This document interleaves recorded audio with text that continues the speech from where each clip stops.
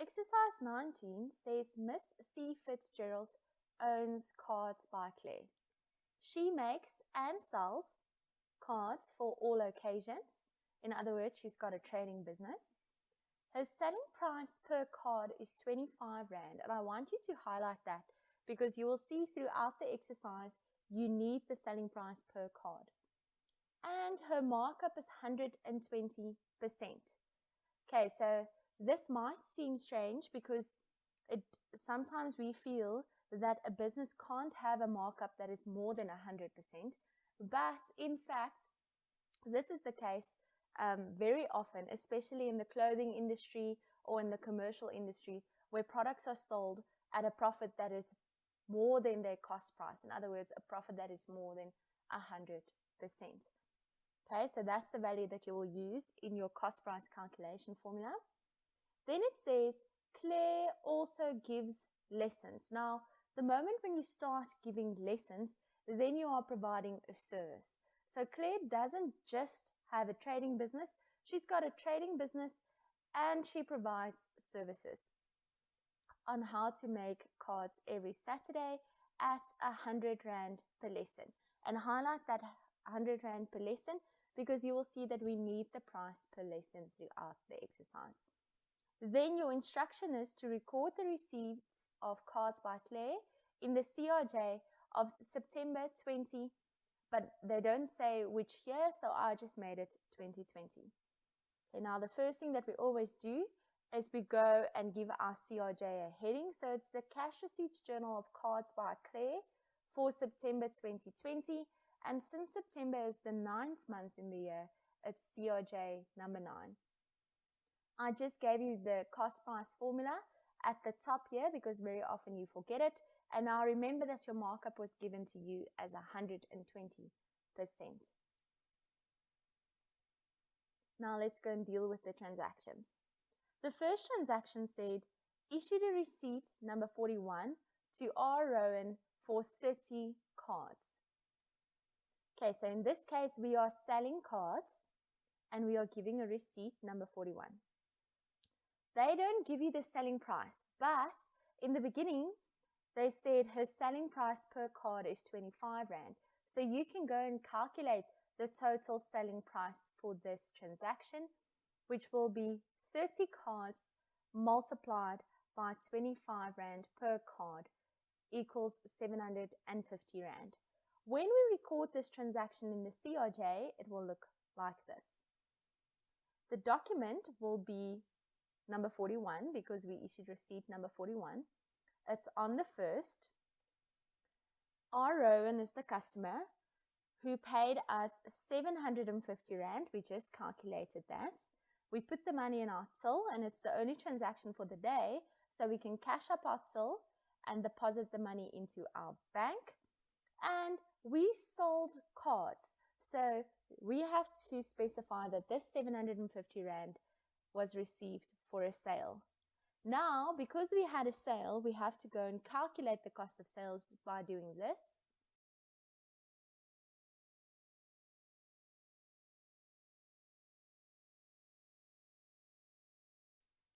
And then write the answer in the cost of sales column there. The next transaction was on the 2nd. It said, issued a receipt for 250 Rand to C7 for birthday cards. So once again, we made a sale, but now they gave us the total selling price value. So in the CRJ, it will be receipt number 42. On the 2nd, the customer is C7, who paid us 250 Rand, and it's the only transaction for the day. So draw your line, put it in bank. We sold birthday cards, so the value must also go to sales.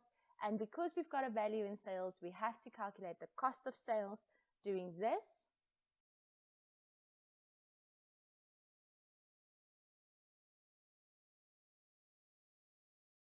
And write the answer in the cost of sales column. The next transaction said cash sales for the day according to the CRR, 500 Rand.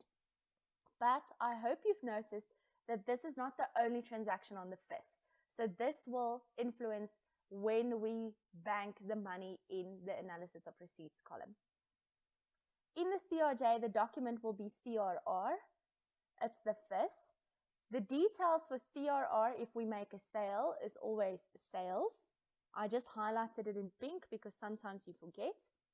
We will put the money in our till, that 500 Rand, but it's not the last transaction for the day. So we leave it in our till until the end of the day. So don't write anything in bank, but we have to specify what we received this money for, and it was for selling cards. So it goes to sales. Then you have to calculate your cost price.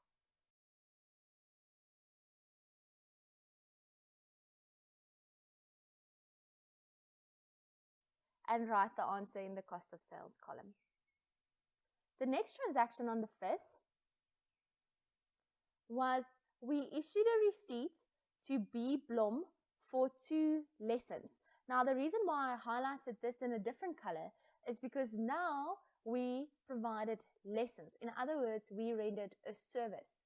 So the money that we receive from B. Blom won't go to sales and cost of sales. It will have to go to current income, which is the income account associated with rendering a service. They didn't give us the price of the 2 lessons, but remember at the top they said 100 Rand per lesson. 2 lessons multiplied by 100 Rand, I hope you don't even need a calculator for this, is 200 Rand. If we record it in the CRJ, it will look like this. It will be receipt number 43 because the previous receipt we issued was number 42. We don't have to write the date again because it's still on the 5th. The customer is B. Blom, who paid us 200 Rand, and now this was the last transaction for the day. So we can total all of the money that's lying in our till and deposit it into our bank account. And then you have to specify what we received the money for, which was not a sale. So don't write anything in sales or cost of sales. It was for current income, but now there's no current income column. And the rule, if there's no column, is that you have to write the value in sundry accounts and specify what we received it for. 200 Rand for current income. The next transaction on the 6th said we issued a receipt to A after for 4 lessons. Okay, so once again, we are receiving money for rendering a service. I hope you've noticed that it's not the only transaction on the 6th, and you have to go and calculate the value of the 4 lessons by saying 4 lessons at 100 Rand each is 400 Rand. In the CRJ, it will be receipt number 44. On the 6th, the customer is A after. We received 400 Rand from A after, but it's not the last transaction for the day, so don't write anything in bank yet. We received the money for providing lessons, okay, so providing a service. Therefore, it won't go to sales and cost of sales because we didn't sell cards. It has to go to sundry accounts as current income. The next transaction on the 6th was we issued a receipt to D. Darwin for 50 cards. Okay, now the reason why I highlighted this in green again is because now we received money for a sale. So this value will go to the sales and the cost of sales value. You would have noticed that they didn't give you the selling price of the 50 cards, but you know that the price per card is 25 Rand. So let's quickly go and calculate. If we sell 50 cards at 25 Rand a card, then we will receive 1,250 Rand from D. Darwin. In the CRJ, it will be receipt number 45. Don't write 6 again because it's still on the same day. The customer is D. Darwin, who paid us 1,250 Rand. Now, because this is the last transaction for the day, you can cash up your till by adding these 2 values together and drawing that nice thick black line and deposit the total value into your bank account. Then remember, you have to specify what we received this 1,250 Rand for. It was for selling cards, so it must go to the sales column. And then you have to calculate your cost of sales, because if there's a value in the sales column, there must be a value in the cost of sales column.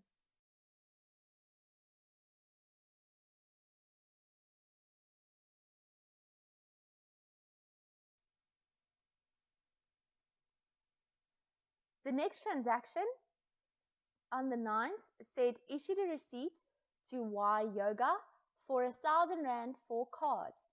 Okay, so once again, we made a sale in the CRJ. It will be receipt number 46. It's on the 9th to Y Yoga.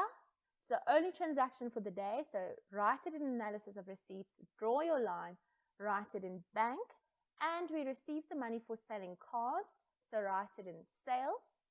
Calculate your cost of sales.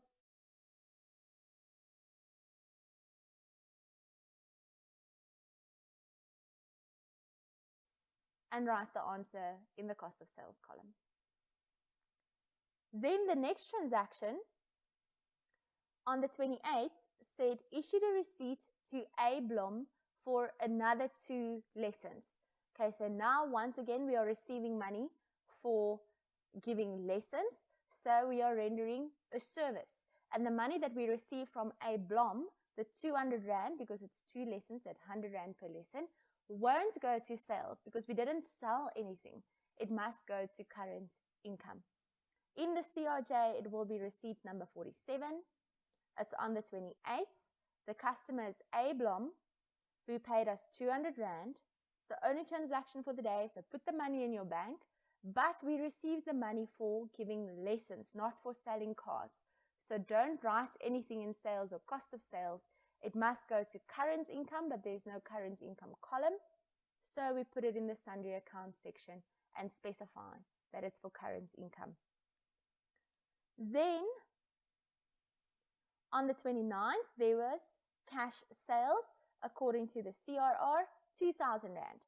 Okay, so I highlighted it in green again because now we have a sale and we have to record this 2,000 Rand in the sales column and calculate the cost of sales value. In the CRJ, the document will be CRR.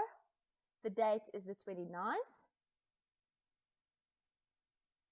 Whenever there's a sale according to the cash register roll, the details is sales. The value we received was 2,000 Rand, and it's the only money we received for the day, so we can cash up our till and write it in bank, and we received it for sales, so write it in sales. Remember to calculate your cost of sales value.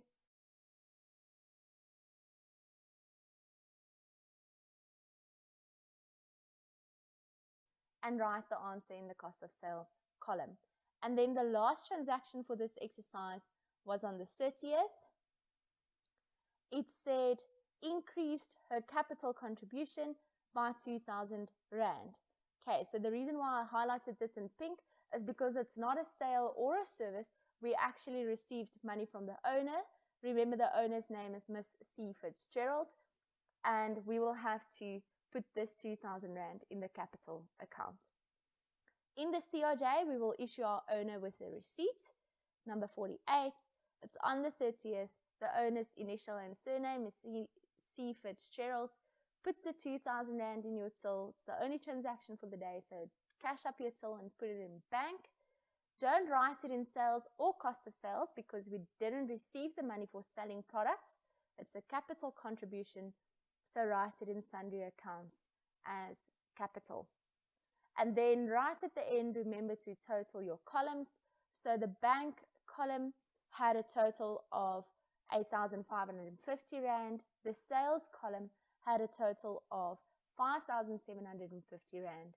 The cost of sales column had a total of 2,613 Rand and 64 cents. And then the sundry accounts column had a total of 2,800 Rand.